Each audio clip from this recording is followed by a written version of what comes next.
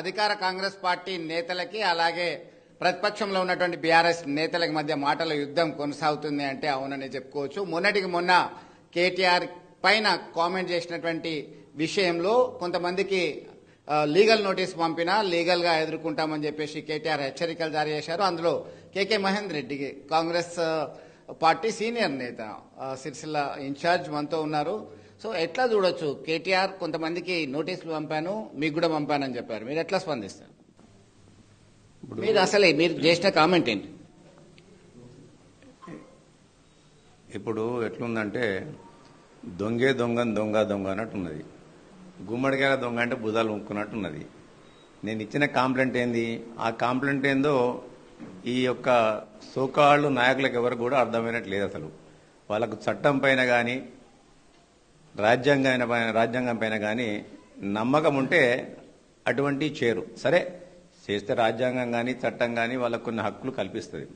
ఆ హక్కులను ఉపయోగించుకుంటే తప్పేం లేదు, దానికి ఎవరు కూడా వెనుకడుగు వేసే ప్రశ్న లేదు. ఇవాళ మేము ఇచ్చిన కాంప్లైంట్ ఏంది, సిరిసిల్లలో నా ఫోన్ ట్యాప్ అయ్యిందనే అనుమానం నాకుంది, దానికి ఉన్న సర్కమస్టెన్సెస్ ఇవి.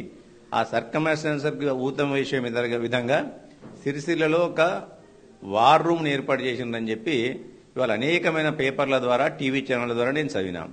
ఎవరైతే ప్రణీతరావు అనే వ్యక్తి ఉన్నాడో, ఇక్కడ ఉన్న వార్ రూమ్కు ఇన్ఛార్జిగా ఉన్న ప్రణీతరావు ఉన్నాడో, ఆయన సిరిసిల్ల పట్టణంలో అరెస్టు చేయబడ్డాడు. కాబట్టి నా యొక్క అనుమానానికి బలం చేకూర్చింది. ఇక్కడ కూడా మాట్లాడుతున్న సందర్భంలో అనేక మంది స్థానిక నాయకులు అనేక సందర్భాల్లో నాతో మాట్లాడిన క్రమంలో తెల్లారి మళ్ళీ మాట్లాడలే నాతోని.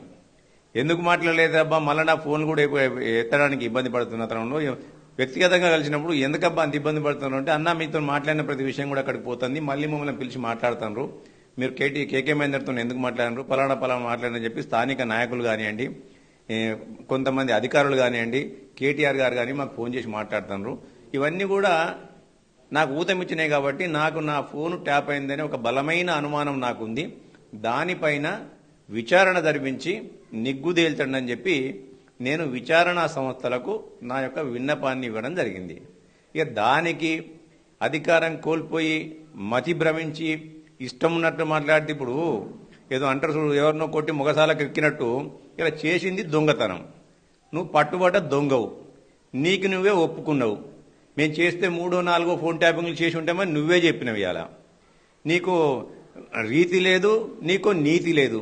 రీతి లేకుండా నీతి లేకుండా నీ ఇష్టం ఉన్నప్పుడు ఇష్టానుసారంగా మాట్లాడుతున్నావు. ఇలా చేస్తే మేము 3, 4 ఫోన్ ట్యాపులు చేసి ఉండొచ్చు, మా సంస్థలు చేసి ఉండొచ్చు అన్నావు. తర్వాత నువ్వేమన్నావు, మొన్న మాట్లాడుతూ 22, 23 సంవత్సరంలో నా ఫోన్ కూడా ట్యాప్ కాబడ్డది అన్నావు. నీ ఫోన్ ట్యాప్ అయినప్పుడు నీవు ఎవరికి ఇవ్వాలి, కంప్లైంట్ ఇవ్వాలన్నా వద్దా? మరి ఎందుకు కంప్లైంట్ ఇవ్వాలి నువ్వు అంటే, నీ సంస్థ నీ ప్రభుత్వం ట్యాపింగ్లో మునిగి తేలుతున్న విషయం నీకు తెలిసి ఇవ్వాలా. దాంతో ఎవరి మీద ఇవ్వాలి, గవర్నమెంట్ మీద ఇవ్వాలి. లేకుంటే కొంతమంది నా ఫోన్ ట్యాప్ చేస్తున్నారు అనధికారికంగా, నాకు ఐఫోన్ నుంచి నా ఫోన్ సర్వేలెన్స్లో ఉందని చెప్పి నాకు వచ్చింది, కాబట్టి మీరు దానిపైన విచారణ జరపండి అని చెప్పి నువ్వు ప్రభుత్వ అధికారులకు కన్సర్న్ సంస్థలకు నువ్వు ఒక అది ఇవ్వాలి. కేటీఆర్ ఇచ్చినటువంటి లీగల్ నోటీస్ కి మీరు లీగల్ గానే ఆన్సర్ ఇచ్చే అవకాశం ఉందా? ఇంకేం చెప్పాలా, నేను ముందు చెప్పాలి. అటువంటి లేకుండా ఇవ్వకుండా అంటే నీకు నువ్వు అన్ని కప్పిపుచ్చుకుంటున్నావు. మళ్ళీ ఏమంటాడు, ఇలా కేసీఆర్ ఒకటే బాధ్యుడవుతాడా, అధికారులందరూ బాధ్యుడవుతారంటే ఇవాళ నువ్వు దొరికిపోయిన దొంగవు. ఈ దొంగతనంగా మళ్ళీ నీకు కప్పిపుచ్చుకోవడానికి అదవుతుందా ఇదవుతుందా అని లీగల్ నోటీస్ ఇస్తే వద్దని నిన్నోడు అన్నాడా? అంత ఇంగిత జ్ఞానం మాకు లేదా? నీ లీగల్ నోటీస్కి ఇస్తే నాకు నేనంత భయపడుతున్నాను అనుకుంటున్నా? నువ్వు అధికారంలో 9.5 సంవత్సరాలు ఉండి ఇష్టారాజ్యంగా నువ్వు నియంతృత్వపోగొడలతో నిరంకుశ పరిపాలనతో నువ్వు చేసినప్పుడే నేను భయపడలే. ఇవాళ నీకు నేను భయపడతాను? ఇలా అధికారం కోల్పోయి మతి భ్రమించి పిచ్చిలేసి మీరు మాట్లాడుతున్నారు ఇవాళ మీరందరూ కూడా. మీ పిచ్చి ప్రేలాపాలకు నువ్విచ్చే లీగల్ నోటీసులకు నేను ఎదుర్కొంటా. ఎందుకు ఎదుర్కో నాకు తెలియదా? నాకు చట్టం గురించి నాకు తెలియదా? చట్టాలపైన మీకు నమ్మకం లేదు, ప్రజాస్వామ్యం పైన మీకు నమ్మకం లేదు, ప్రాథమిక హక్కులపైన నీకు నమ్మకం లేదు, పౌర హక్కులపైన నీకు నమ్మకం లేదు, వ్యవస్థలపైన మీకు నమ్మకం లేదు. కానీ వాటన్నిటిపైన నమ్మకం ఉంది. నేను వాటన్నిటి కూడా నేను గౌరవిస్తూ ఇవాళ నువ్వు అధికారంలో ఉన్నప్పుడు ఏదో దబాయించినట్టు ఇలా ఇది దబాయిస్తే నేను కూడా నా ప్రాథమిక హక్కు నేను దాన్ని విచారణ చేయమన్నా అంటే, అధికారం కోల్పోయినా కానీ ఇంకా నువ్వు అధికారంలో ఉన్నట్టు భ్రమించుకుంటూ ఇవాళ నన్ను బెదిరించేది. ఇది నీ తాటాకు చప్పుళ్లకు కుందెలు బెదిరయ్యాల, గుర్తుపెట్టుకుని ఖబర్దార్ కేటీఆర్. ఇప్పటికైనా జాగ్రత్తగా మసులుకోండి. ఇవాళ నీ యొక్క అదిరింపులకు బెదిరింపులకు ఇక్కడ బెదిరేటోడు ఎవరు లేడి. వాళ్ళ పిచ్చివాగుడు వాగి ఇష్టం వచ్చినట్టు మాట్లాడి ఇష్టం ఉన్నట్టు భాష మాట్లాడితే నీకంటే ఎక్కువ భాష మాట్లాడుతూ నేను. నువ్వు పుట్టి పెరిగింది, నువ్వు చదివింది కాన్వెంట్ స్కూళ్ళలో కావచ్చు. నేను పుట్టి పెరిగింది నా గ్రామీణ వాతావరణంలో పెరిగిన. నేనేం మాట్లాడదనుకుంటే నువ్వు ఒకటి చెప్తే నేను 10 తిడతా. నేను నాకు అంత లేదనుకున్నావేంది? నోరు మీదేసుకోగానే అబద్ధాలు నిజాలు అయితే అనుకుంటారా ఏంది మీరు? ప్రజలు గమనిస్తాను. మొన్ననే అందుకే కర్రు కాల్చి వాత పెడితే మళ్ళీ ఇలా సాగు తప్పి కన్నులొట్టపోయినప్పుడు ఇలా పిచ్చి పిచ్చి మాటలు మాట్లాడుకుంటూ మళ్ళీ ఇలా పార్లమెంట్ ఎలక్షన్ లో ఏదో చచ్చిపోయిన పాము కదా ఇంత కిరసనాయలు పోతే నీ తోకాడిచ్చినట్టు ఆ విధంగా చేయడానికి మీరు ప్రయత్నం చేస్తున్నారు. తెలంగాణ ప్రజలందరికీ కూడా మీ నీతి, మీ రీతి, మీ నిజాయితీ అందరికీ తెలుసు. మీరు ఎన్ని కుప్పిగంతులు వేసినా, ఎన్ని కపట నీతులు చెప్పినా ప్రజలు మిమ్మల్ని నమ్మే పరిస్థితిలో లేరు. ప్రజలు తప్పకుండా ఈ పార్లమెంట్ ఎలక్షన్లలో మిమ్మల్ని 100 మీటర్ల లోతులో రాజకీయంగా పాతిపెట్టడం ఖాయమని చెప్పి హెచ్చరిస్తున్నారు. రైట్. సిరిసిల్లలో కొద్దిసేపటి క్రితమే మీడియా కాన్ఫరెన్స్ లో అడ్రస్ చేయడం జరిగింది మాజీ ముఖ్యమంత్రి బీఆర్ఎస్ అధినేత కేసీఆర్. సిరిసిల్లలో నేతన్నలకు మళ్లీ కష్టాలు మొదలయ్యాయి, వాళ్ళ తరపున మేము పోరాటం చేస్తాం, బరాబర్ వాళ్ళకి రావాల్సినటువంటి బకాయిలు ఇవ్వడానికి ఇచ్చేలా కృషి చేస్తాం, పోరాటం చేస్తాం, అవసరమైతే వెంటాడతాం, హైకోర్టుకి వెళ్తాం, దావా వేస్తామని చెప్తున్నటువంటి పరిస్థితి. కొంతమంది కాంగ్రెస్ నాయకులు కామెంట్ చేశారు, దొబ్బిదిన్నది చాలదా, పాపడాలు అమ్ముకోండి, నిరోధులు అమ్ముకోండి అని చెప్పి వాళ్ళు కామెంట్ చేయడం జరిగింది. ఎట్లా స్పందిస్తారు? ఇప్పుడు సరే, ఆయన పెద్ద మనిషి, నాకంటే పెద్దోడు. నేను ఆయన మాట్లాడిన భాష మాట్లాడితే నేను కూడా మాట్లాడగలుగుతాను. కుక్కల కొడుకు నేను అనలేనా? అంట నేను నువ్వు ఇంకా లపోడు నా కొడుకు అని అనలేనా? అంట నేను. కానీ నాకు సంస్కారం అనడం వస్తుంది. ఆయన అనద్దు అని చెప్పి నేను ఊరుకుంటున్నాను. ఎందుకంటే ఒక ముఖ్యమంత్రి హోదాలో 9.5 సంవత్సరాలు ఒక ముఖ్యమంత్రి హోదాలో పనిచేసిండు. రాజ్యాంగం పైన నాకు గౌరవం ఉంది, ఇవాళ చట్టాలపైన నాకు గౌరవం ఉంది. ఆయన వాడిన ప్రతి భాషను నేను మాట్లాడగలుగుతా, అంతకంటే ఎక్కువ కూడా మాట్లాడగలుగుతా నేను. కానీ ఏదంటే ముఖ్యమంత్రిగా 9.5 సంవత్సరాలు ఎలగబెట్టిండు. దానికి నేను ఏజ్లో నాకంటే పెద్దోడు, దానిని నేను గౌరవించాలి. కాబట్టి నేను గౌరవంతో ఇవాళ మాట్లాడుతున్నాను. అంతకంటే ఎక్కువ మాట్లాడుతున్నాను. కేసీఆర్ మాట్లాడగలుగుతున్నాను, నాకంటే ఎక్కువ మాట్లాడితే ఇద్దరికి తిట్ల పోటీ పెడతాను రమ్మని చెప్పు. అంత ధైర్యం దమ్ము ఉందా ఆయనకు? ఆ ధైర్యం దమ్ము ఆయనకు లేదు. ఆయన కూడా మొన్నదాకా పాపం కేటీఆర్, హరీష్ రావు మాట్లాడుతున్నాను అనుకున్నాను. ఎందుకంటే అధికారం కోల్పోయి మతి భ్రమించి వాళ్ళు మాట్లాడుతున్నాం అనుకున్నాను.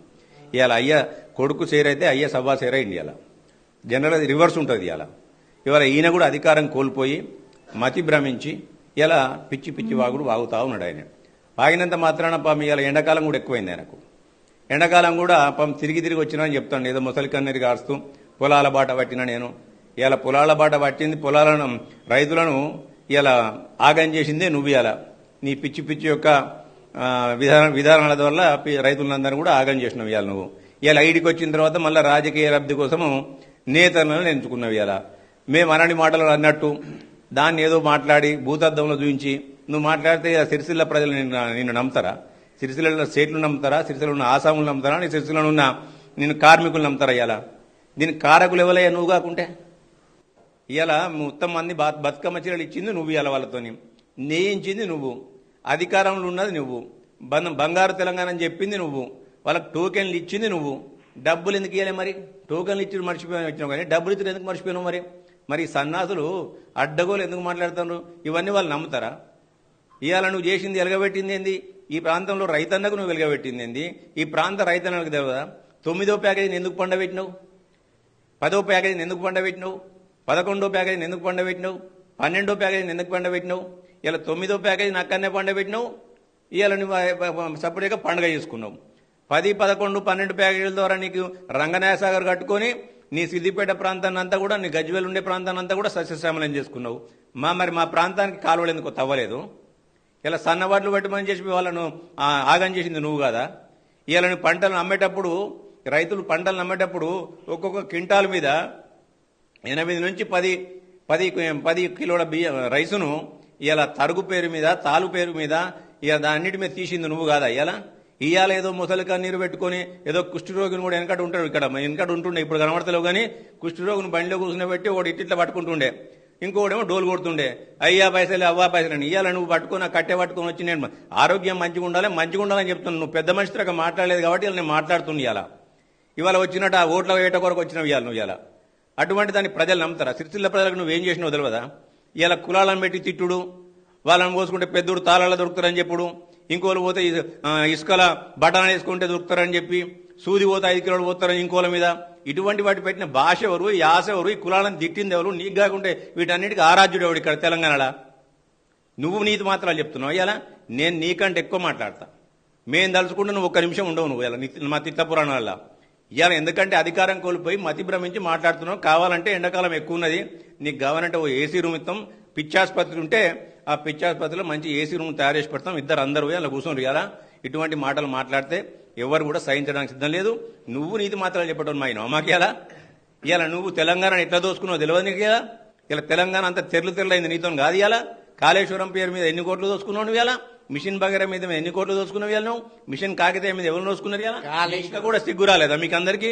నీ బిడ్డ లిక్కర్స్ కామ్తో పోయి ఢిల్లీలో తియాడు జైలు ఉంటే ఇంకా రాలే? ఇంకా మీకు అందరు కూడా నీ అవినీతి ఆవేదన బయటపడుతుంటే, ఫోన్ ట్యాపింగ్ అంతా కూడా బయటపడుతుంటే దాని మీద మాట్లాడవు నువ్వు. ఇలా నువ్వు చేసిన నిర్వాహకం గురించి మాట్లాడవు. ప్రజాస్వామ్యాన్ని, ప్రజాస్వామ్య సంస్థలను ఏ విధంగా నువ్వు నిర్వీర్యం చేసినవు, ఇక్కడ ఉన్న అధికార గణాన్ని ఏ విధంగా చేసినవు చెప్తాను కదా. నిన్నమన్నదాకా నీ ఎమ్మెల్యే సీటు కూడా గతి లేదు. రేపు పొద్దుగాల చెప్తున్నా నేను మీకు, నీ ఎమ్మెల్యే సీటు కూడా అనర్హతకు గురైతుంది. అలా నీ 39 మంది ఎమ్మెల్యేలు, నువ్వు నమ్ముకున్న రాధాకిషన్ రావు టాస్క్ ఫోర్స్ అతనే చెప్పిండు కదా మొన్నటి ఎలక్షన్లలో మేమందరం కూడా టాస్క్ ఫోర్స్ వాహనాలలో ఎలక్షన్లకు డబ్బులు పంపించిన బీఆర్ఎస్ అని చెప్పి.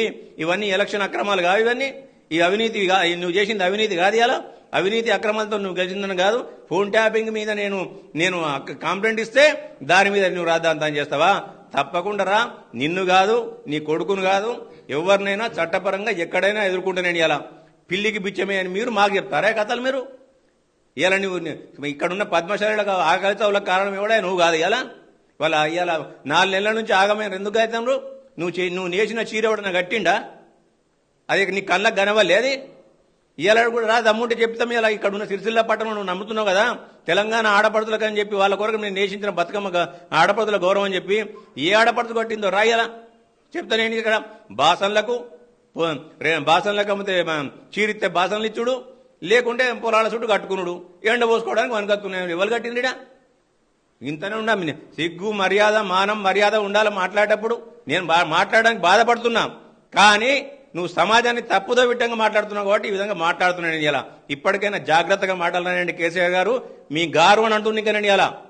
ఎందుకంటే మీకున్న వయసుకు గౌరవిస్తున్నా, మీరు చేసిన పోస్టుకు గౌరవిస్తున్నాను. ఇలా రాజ్యాంగ సంస్థలను, రాజ్యాంగ వ్యవస్థలను ఇలా మీరందరూ కూడా నిర్వీర్యం చేసి ఇవాళ ఒక రాచరికపు పోకడలతోని ఒక రాచరికపు పరిపాలన కొనసాగించిన మీరు మాకు కాంగ్రెస్ పార్టీకి నీతులు చెప్తారా? ఇలా నీ పుట్టుకెక్కనే కాంగ్రెస్ పార్టీ తెలంగాణ ఇవ్వకుంటే నీ బతుకేంది? ఇలా నువ్వు మా గురించి మాట్లాడతావా? నువ్వు కేవలం 1.8% ఓట్ల తేడాతోని కాంగ్రెస్ పార్టీ కల్లబొల్లి కబుర్లతోనే, బోగస్ మాటలతోనే అధికారంలోకి వచ్చింది. వీళ్ళకి చౌటలు చేతగాత లేకుంటే చెప్పుండ్రి, నేనా ముఖ్యమంత్రి, మీరా ముఖ్యమంత్రి, ఇప్పటికైనా నువ్వు ఏం చేస్తావు రేవంత్ అని చెప్పేసి కాంగ్రెస్ ప్రభుత్వాన్ని ఆయన వార్నింగ్ ఇవ్వడం జరిగింది. సవట, దద్దమ్మ, పనికిరాని విధవ అని చెప్పి తెలంగాణ ప్రజలు నిర్ణయించారు. నీకేం చేత కాదు, నీ మాటలు కూటలు దాటుతాయి, నీ చేతలు తంగెళ్లు దాటాయి, నువ్వు చవట సన్నాసివి. దళితులను ముఖ్యమంత్రి చేయలేదు, దళితులకు 3 ఎకరాల భూమి ఇవ్వలేదు, నిరుద్యోగులకు ఉద్యోగాలు ఇవ్వలేదు, ఎక్కడ కూడా రైతులకు గిట్టుబాటు ధర ఇవ్వలేదు. ఇవాళ రైతులకు కావాల్సిన పొలాలకు రావాల్సిన నీళ్లన్నింటి కూడా నీ కొండపోచమ్మ సాగర్ సంధించుకొని నీ పొలాలు పారించుకున్నావు. ఇలా నీ మొత్తం కూడా కాళేశ్వరం పేరు మీద రాష్ట్ర ఖజానాను మొత్తం ఖాళీ చేసినావని చెప్పి ప్రజలందరినీ కూడా ఇంటి దారి పట్టించినావు. ఇలా ఓటేసిన ప్రజలను అవమానించే ఒక దౌర్భాగ్యమైన పరిస్థితి నీకు ఏర్పడ్డది. ఇలా గెలుపు అనేది ఒక్కోటైనా ఓటే. నీ కొడుకున్న మీద ఎన్ని ఓట్లతో గెలిచిండా? సిగ్గు లజ్జ ఉండాలి నా మాట్లాడాలంటే. నీ కొడుకున్న మీద గెలిచింది ఎంత పర్సంటేజు? కాంగ్రెస్ పార్టీ గెలిచింది 1.8 కావచ్చు, నీ కొడుకు గెలిచింది ఎంత పర్సంటేజు? నువ్వు మాటలు చెప్తావా? నువ్వు నీతులు. ఇప్పటికైనా నేను కేసీఆర్ గారికి విజ్ఞప్తి చేసేదంటే, ఇటువంటి పనికి మాలిన దౌర్భాగ్యమైన మాటలు మాట్లాడితే మేము కూడా అదే రీతిలో సమాధానం ఇస్తాం. ఎవ్వరు కూడా ఎవరికి తీసుకోలేదు. మేమందరం కూడా ఇక్కడ తెలంగాణ ఉద్యమం పేరు మీద నువ్వు ఈ రాష్ట్రాన్ని దోసుకోవడానికి వచ్చిన ఒక దగుల్బాజీ రాజకీయ వ్యవస్థ నడిపించిన వ్యక్తివి నువ్వు. ఇలా తెలంగాణ ఉద్యమకారులను తెలంగాణ వాదులను అందరినీ కూడా పక్కన పెట్టి ఇలా తెలంగాణను దోసుకునే ఒక అలీబాబా 40 దొంగల మూటాకు నాయకత్వం వహించి ఆ అలీబాబా నాయకు 40 దొంగల మూటాను తయారు చేసి ఈ రాష్ట్రాన్ని అన్ని రకాలుగా దోచుకున్న ఒక దోపిడి దొంగల మూటం ఇది. ఇలా వెనకట ఉండేది తగ్గులు పిండాలీలు అని చెప్పి వాళ్ళను మైపరిమించే మాదిరిగా ఇలా మొత్తం అధికార గణాన్ని అందరినీ కూడా ఆగం చేసి వాళ్ళని అందరినీ కూడా ఇలా ఆగం చేసుకుంటూ ఒక దోపిడీ వ్యవస్థను క్రియేట్ చేసి ఆ దోపిడీ దొంగల పాలనకు నువ్వు ఒక సూత్రధారివి పాత్రధారివి. నువ్వు మాకు నీతి మాటలు చెప్పాల్సిన అవసరం లేదు. మేము వచ్చిన 100 రోజుల్లోనే ఎటువంటి పరిపాలన అందించినాం, ప్రజాపాలన ఏ విధంగా తీసుకొచ్చినాం, ఒక గడిల పాలన నుంచి ప్రజలను ఎలా విముక్తి చేసినాం, ఈ తెలంగాణలో ఉన్న సమాజంలో ఉన్న ఇలా సబ్బండ వర్ణాలు ఇలా ఏ విధంగా స్వేచ్ఛాయుత వాతావరణంలో ఇలా తమ యొక్క పౌర హక్కులను ప్రజాస్వామిక హక్కులను ఇలా ఏ విధంగా ఉపయోగించుకుంటున్నాయో ఇవన్నీ కూడా తెలిసినాయి. ఇంతకుముందు మీ ఇంటి ముంగడికి వచ్చి మీ పాలన మీకు ఏం కావాలని అడుగుతున్నాం. ఇవాళ నీ గడి చుట్టూ తిరిగిందంటే నీ యొక్క కోటగూడను నిర్మించుకుంటే ఆ కోటగూడను బద్దలు కొట్టిన ఇవాళ నీ ప్రభుత్వం పోగానే సెక్రటరియట్ల ఎంప్లాయీస్ అందరూ కూడా ఇవాళ నుంచి మేము వాట్సాప్ కాల్లో మాట్లాడాల్సిన పని లేదు, మామూలుగా మాట్లాడమని చెప్పి ఇలా ఎంప్లాయీస్ కూడా హర్షధ్వానాలు వ్యక్తం చేసినారు. ఇలా నీ యొక్క దౌర్భాగ్య పాలన అయిన తర్వాత ఈ రాష్ట్రంలో ప్రజలందరూ కూడా స్వేచ్ఛాయుత వాతావరణంలో ఉన్నారు.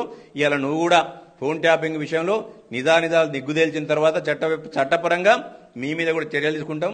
నువ్వు కూడా ఎక్కడనో ఒక్కడ కూర్చో, ఏసీ రూమ్ తయారు చేస్తాం. అనవసరంగా ఇలా ఎండకు ఎక్కువ వాడి పిచ్చి ముదిరి మాట్లాడుతున్నట్టున్నావు. ఇక మంచిగా ఇంట్లో కూర్చొని ఇంతకుముందు ఇలా పరిపాలనలో ఉన్నప్పుడు ఎప్పుడు బయటికి రాలే సారు, ఇలా ఆగమై వస్తండి అలా. కాబట్టి ఇప్పుడు కూడా ఫామ్ హౌస్లో కూర్చుంటావు, ఎక్కడ కూర్చుంటావు కూర్చొని మంచిగా రెస్ట్ తీసుకో. ఇవాళ ఫోన్ ట్యాపింగ్ విషయాలు బయటకు వచ్చిన తర్వాత ఎవరెవరు బయటకు వస్తారు, ఎవరి సంగతి ఎంత, ఎవరి పాత్ర ఎంత అన్నీ కూడా బయటపడతాయి. ఇంకా ఎక్కువ మాట్లాడితే అనవసరంగా మీకున్న విలువ మీరు ఓడగొట్టుకుంటూ అవుతుంది. మంచిగా మాట్లాడుకుని ఇలా రాజకీయ ఓట్ల వేట కొరకు వచ్చి ఇలా పిచ్చి పిచ్చి మాటలు మాట్లాడితే సిరిసిల్లలో ఉన్న పద్మశాలి సోదరులు కానీ, సిరిసిల్లలో ఉన్న ప్రజానకం కానీ, తెలంగాణ ప్రజలు కానీ నిన్ను నమ్మే పరిస్థితుల్లో లేరు. ఇవాళ డిపాజిట్లు వస్తే జాగ్రత్త, మొత్తంలో ఒక సీటు నువ్వు గెలిస్తే కూడా చాలా గొప్పనువైతావు నువ్వు, తర్వాత దుకాణం ఖాళీ అయిపోతుంది. దయచేసి ఇప్పటికైనా కేసీఆర్ గారికి నేను విజ్ఞప్తి చేసేది ఏంటంటే ఈ రాజకీయ ఓట్ల వేటలో వచ్చుకుంటూ పిచ్చి ప్రేరణాపలు చేస్తే జాగ్రత్త అని చెప్తున్నాను.